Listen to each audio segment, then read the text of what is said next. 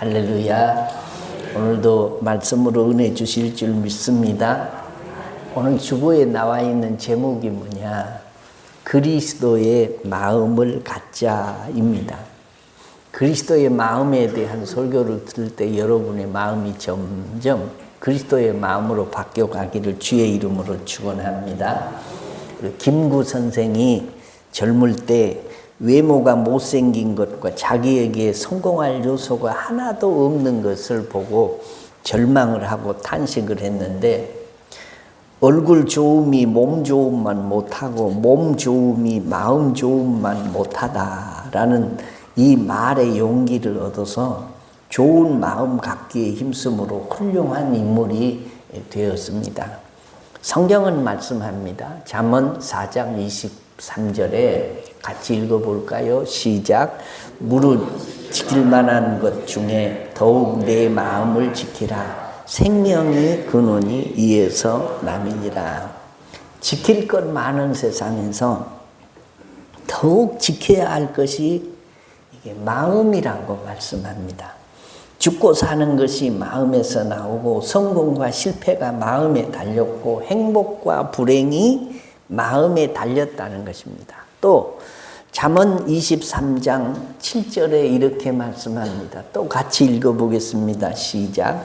대저 그 마음의 생각이 어떠하면 그 위인도 그러한즉 그가 내게 먹고 마시라 할지라도 그의 마음은 너와 함께 하지 아니함이라.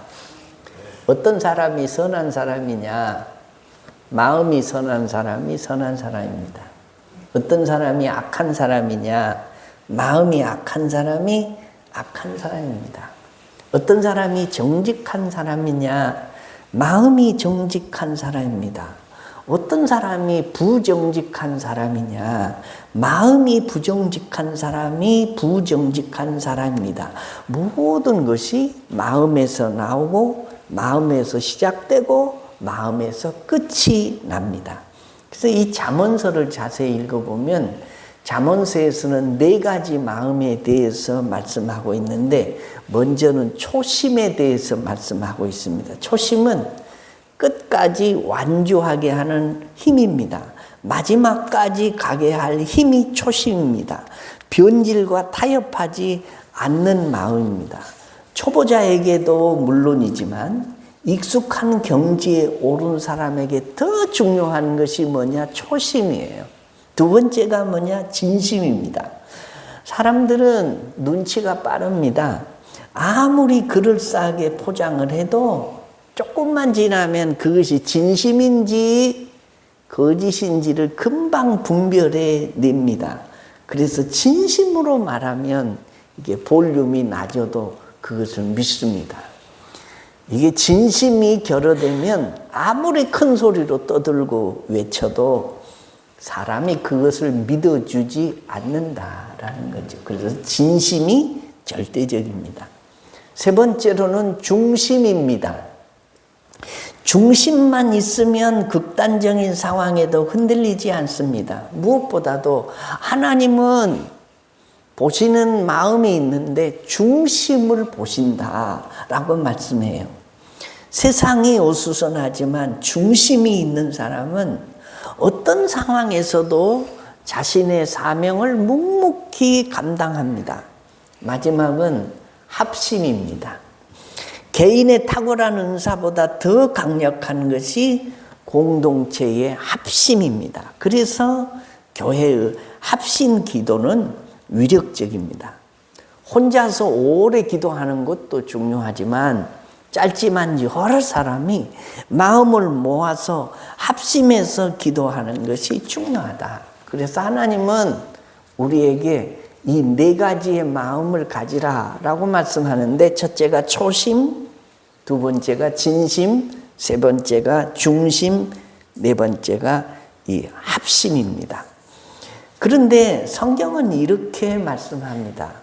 우리들의 마음이 예레미야서 17장 9절에 보니까 이렇다라고 말씀해요.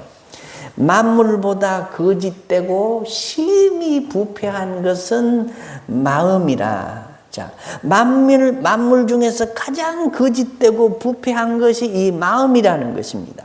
때문에 내 마음 가지고는 하나님의 의를 이룰 수가 없고, 내 마음 가지고는 성공적인 인생을 살 수가 없습니다. 부패하고 냄새나고 타락한 마음, 죄성으로 가득 찬 마음이기 때문입니다. 이 사실을 잘 알고 있는 사도 바울이 믿음의 사람들이 그리스도 예수의 마음을 덧입어야 된다라고 말씀하면서 빌립보서 2장 5절에 이렇게 말합니다. 같이 읽겠습니다. 시작. 너희 안에 이 마음을 품으라. 곧 그리스도 예수의 마음이니.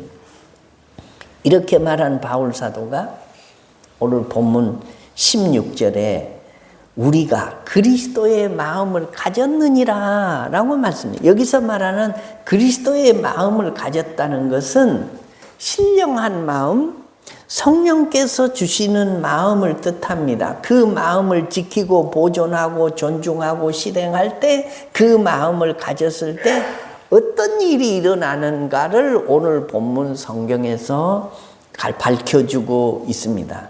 우리가 그리스도의 마음을 가졌을 때 일어나는 몇 가지의 사건입니다. 첫째는 우리가 그리스도의 마음을 가지면 하나님의 은혜를 알게 된다. 오늘 12절에 보면 이렇게 되어 있습니다. 같이 읽어볼까요? 시작.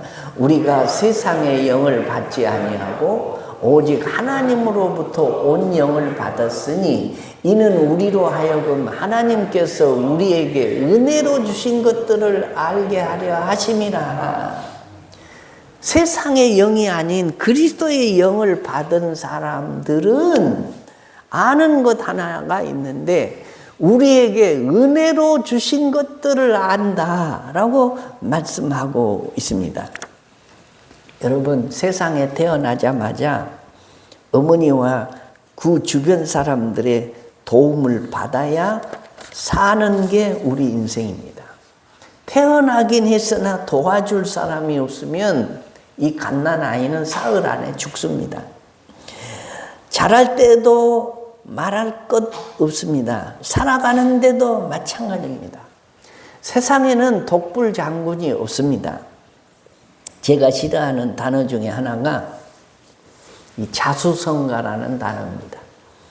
아, 그 사람 자수성가했어. 대단한 사람이야. 천만의 말씀입니다. 자수성가가 뭡니까? 혼자 힘으로 집안을 일으켜 세우거나 큰 성과를 이루어 놓는 걸 자수성가라고 합니다. 남의 도움이나 부모의 도움이 없이 스스로 집안을 일으켜 세우는 것 또는 그런 사람을 가리키는 표현이 이게 자수성가입니다. 그런 일은 없습니다. 자수성가가 어디 있습니까? 아무도 도와주지 않았는데 스스로 세상에 왔고 혼자 자랐고 혼자 일을 이루었다고요? 이것은 천상천하의 유아 독전이다. 그 말과 똑같습니다. 그런 사람은 이 세상에 아무도 없습니다. 오늘 우리가 설교 끝나고 들을 찬양인데 찬양 한번 들어보겠습니다. 은혜로운 찬양입니다. 은혜 아니면 살아갈 수가 없네요.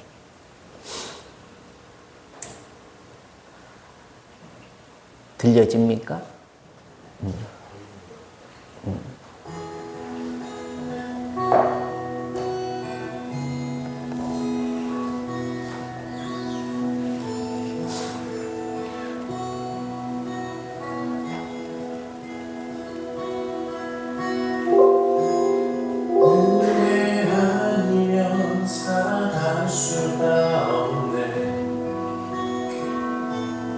복음마저도 다 주의 것이니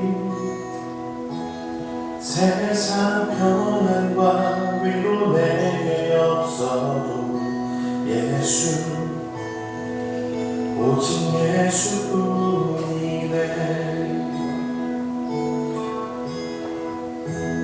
은혜 아니면 살아갈 수가 복음마저도 다 주의 것이니 평안과 위로 내게 없어줘. 눈을 지그시 감으시고 가사를 생각하면서 들어보십시오. 근심 계획 다 볼 수도 없고 작은 고난에 지쳐도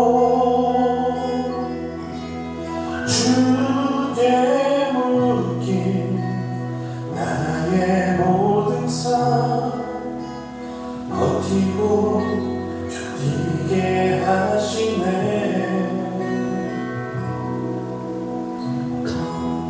은혜 아니면 살아갈 수가 없네. 나의 모든 것 다 주께 맡기니 참된 평안과 위로 내게 주신 주 예수 오직 예수뿐. 예, 여기까지 듣겠습니다. 은혜 아니면 살아갈 수가 없네. 자, 우리는 은혜로 삽니다. 죽어서도 남의 도움으로 장례를 치릅니다. 그 은혜, 도움을 잊고 사는 사람들이 그 도움을 잊어버리고 사는 사람들이 너무 많습니다. 그 은혜를 갚기는커녕 배신하거나 배은망덕하는 사람도 있습니다. 고마움을 기억하고 은혜를 갚는 삶은 산수화처럼 곱고 아름답습니다. 하물며 하나님의 은혜를 알고 기억하고 감사하는 사람은 어느 아름다움에도 비길 수가 없는 것입니다. 오늘 본문 말씀은 하나님께로서 온 영인 성령을 받아야 하나님께서 은혜로 주신 것들을 알게 된다라고 말씀을 합니다. 성령은 감사의 영입니다. 반대로 이 마귀는 불평과 원망의 영입니다. 때문에 성령 충만을 받을수록 하나님께서 나에게 베푸신 은혜들을 낱낱이 기억하고 감격하게 되고 감사하게 된다라는 것입니다. 늘 하는 말입니다. 감사하면 행복해집니다. 그럼에도 불구하고 불행하게도 우리는 하나님의 은혜는 물론 부모, 형제, 이웃들에 대한 고마움을 모르고 사는 불감증 중병에 걸려 있습니다. 감사합니다. 고맙습니다. 라는 이 용어가 점점 퇴화해 가고 있습니다. 정신분석학자들의 보고서를 보면 이 비정상적인 사회에서는 표출되는 집단 심리 현상 가운데 하나가 있다고 하는데 그것을 집단 히스테리라고 합니다. 사회를 구성하고 있는 구성원 전체가 이 히스테리 환자들처럼 발작적인 행동을 하게 된다는 건데 그게 이 시대에 사람들이 집단 히스테리로 자꾸 흘러가는데 그게 뭐냐? 이게 감사가 없어진다는 겁니다. 감사. 그리고 불평과 원망이 가득 차는 세상으로 흘러간다는 겁니다. 그래서 요즘 사람들 참 살기가 팍팍하고 힘듭니다. 그래서 그러는지 사람들이 다 가시가 놓치고 뿔이 나가지고 누구든지 나를 건드리기만 해봐라 내가 그냥 가만 놔두는가만 하고 사람들이 다 벼르고 사는 것 같습니다. 이유가 뭐냐? 감사하는 마음이 없기 때문에 그렇습니다. 우리가 감사할 마음을 가질 수 있는 것은 오늘 성경이 그렇게 말씀합니다. 우리의 마음은 죄로 말미암아 이미 부패했기 때문에 감사의 마음을 가질 수가 없는데 그 감사의 마음을 가질 수 없는 부패한 마음에다가 그리스도의 마음을 거기다 덧입히면 우리가 은혜를 깨닫게 되고 감사할 수 있는 마음이 생기게 된다라고 말씀합니다. 그러므로 감사하는 마음, 은혜를 아는 마음이 곧 그리스도의 마음이고 그리스도의 마음은 감사와 은혜를 아는 마음이다. 동의하시면 아멘. 그 다음에 그리스도의 마음을 우리가 품으면 오늘 13절 말씀에 이렇게 말씀합니다. 우리가 이것을 말하거니와 사람의 지혜가 가르친 말로 아니하고 오직 성령께서 가르치신 것으로 하니 영적인 일은 영적인 것으로 분별하느니라. 그러니까 감사하는 마음을 갖고 예수의 마음을 가지면 신령한 것을 분별할 수 있는 신령한 지식이 생긴다라고 말씀하고 있다라는 겁니다. 하늘의 별을 눈으로 관찰하고 세는 것은 어렵습니다만은 천체 만원경을 가지고 보면 첨단 장비를 가지고 보면 내 육안으로 보는 것보다 훨씬 더 선명하고 또렷하게 볼 수 있습니다. 육안으로는 내정이나 이 위장을 들여다볼 수 없습니다만은 내시경을 가지고 들여다보면 샅샅이 볼 수 있습니다. 신령한 세계 역시 육신의 눈이나 경험이나 지식으로는 볼 수도 없고 이해할 수도 없습니다. 그래서 오늘 본문은 사람의 지혜에 가르치는 말로 아니하고 라고 했고 신령한 일은 신령한 일로 분별하느니라 라고 했습니다. 작은 먼지만 들어가도 이게 쑤시고 아픈 눈으로는 신령한 세계를 볼 수 없습니다. 변덕스러운 인간의 경험으로는 하나님의 섭리를 이해하거나 깨달을 수가 없습니다. 돋보기 안경을 껴도 글씨를 보지 못하는 눈으로 영원하시고 영존하시고 신령하신 하나님을 보겠다는 것은 불가능합니다. 하나님은 신령한 눈으로 봅니다. 하나님이 하시는 일은 신령한 지식으로 분별합니다. 그래서 오늘 본문 14절에 이런 일은 영적으로라야 분별한다라고 했습니다. 얼핏 보면 세상 지식과 신령한 지식이 비슷해 보입니다. 그러나 그것은 알곡과 가라지처럼 전혀 다른 것입니다. 밀밭에 나가보면 밀과 가라지가 동시에 섞어 자라고 있습니다. 그런데 색깔이나 크기나 모양이 비슷하기 때문에 가라지를 골라내는 것이 쉽지 않습니다. 그러나 추수 때가 되면 밀과 가라지는 분별이 쉬워집니다. 이유는 가라지는 열매가 없기 때문이고 밀은 밀에 열매가 맺혀 있기 때문에 그렇습니다. 세상 지식과 신령한 지식의 경우도 비슷합니다. 처음에는 오히려 세상 지식이 사람을 만들고 역사를 만들고 가치를 만드는 것 같습니다. 그러나 인간은 영적 존재입니다.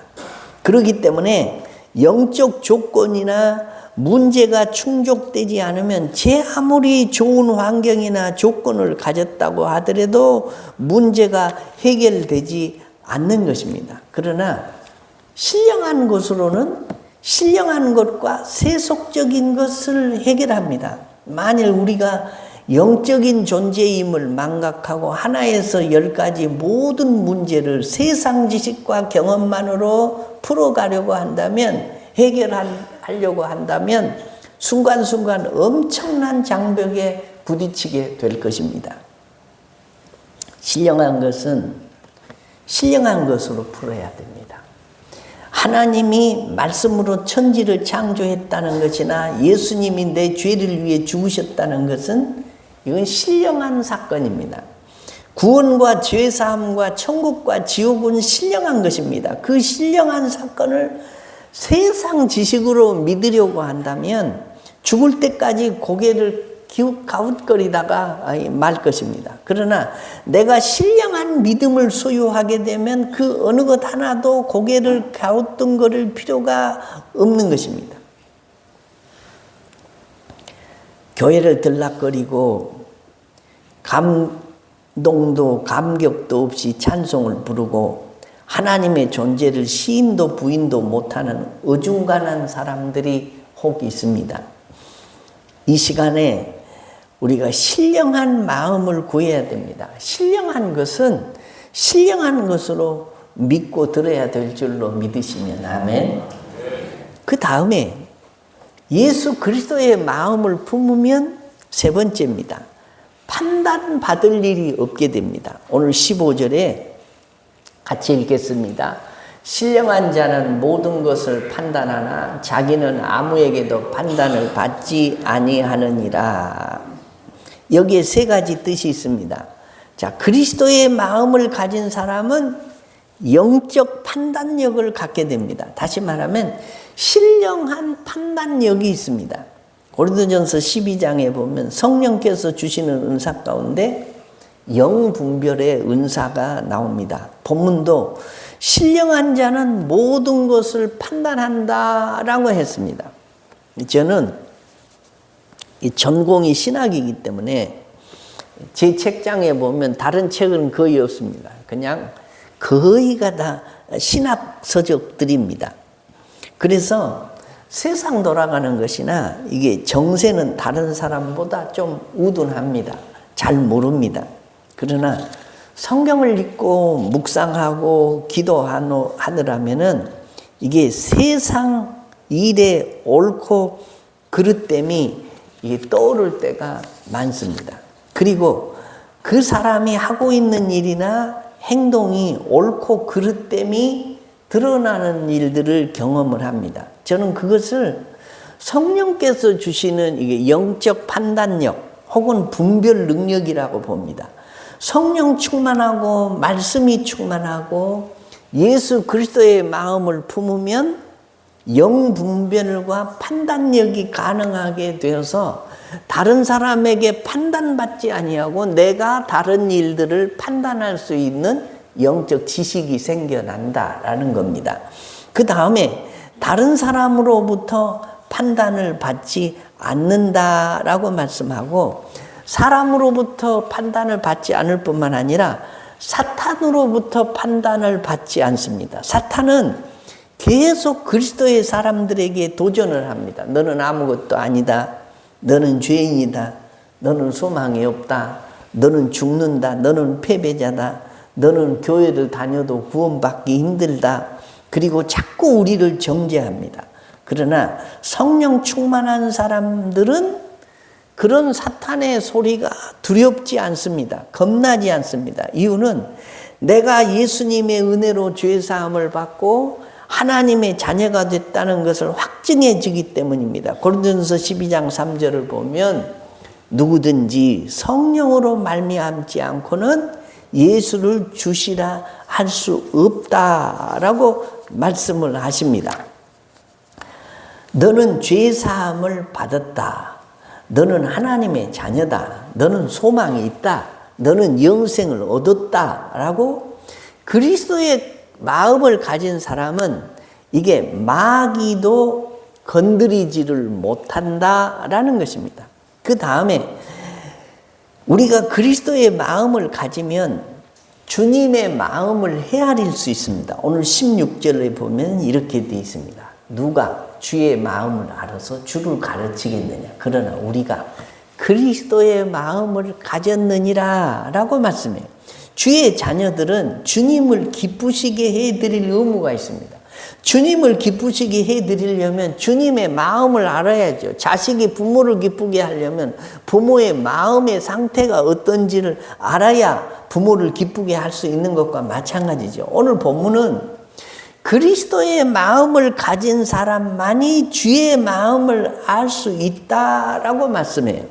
나를 향하신 주님의 뜻이 있고 기대가 있습니다. 그것을 알려면 내가 신령한 마음을 가져야 하는 것인데 눈짓만 해도 알아차리는 것을 마음이 통한다라고 말합니다. 내가 주의 뜻을 알고 그 뜻을 순종하려면 주님의 마음을 지녀야 합니다. 그 마음은 성령 충만할 때 가능한 것입니다. 그리스도인들은 그리스도의 마음을 즐기고 중요시합니다. 예수가 멋있고 맛이 있어야 됩니다. 그리스도의 마음을 가졌다면 그것이 살 맛이고 살 멋인 것입니다. 사랑하는 성도 여러분, 우리 마음은 원래 부패하고 타락해서 가장 추하고 더러운 것이 사람의 마음이다. 성경이 그렇게 말씀합니다. 그래서 우리의 마음이 깨끗지를 못합니다.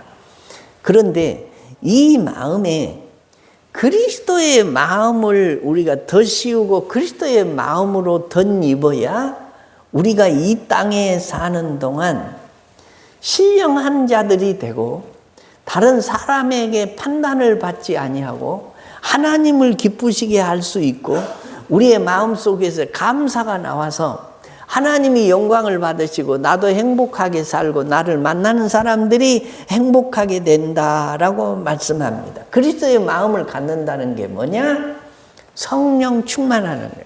성령은 그리스도의 영입니다. 그래서 그리스도의 영이 우리 속에 들어오실 뿐만 아니라 들어오셔서 내 마음을 지배하고 내 마음을 온전히 컨트롤해 가실 때야 비로소 우리는 예수의 마음으로 충만하게 되고 이 예수의 마음으로 충만해야 우리 속에서 뭐가 나온다? 감사가 나온다라는 것입니다.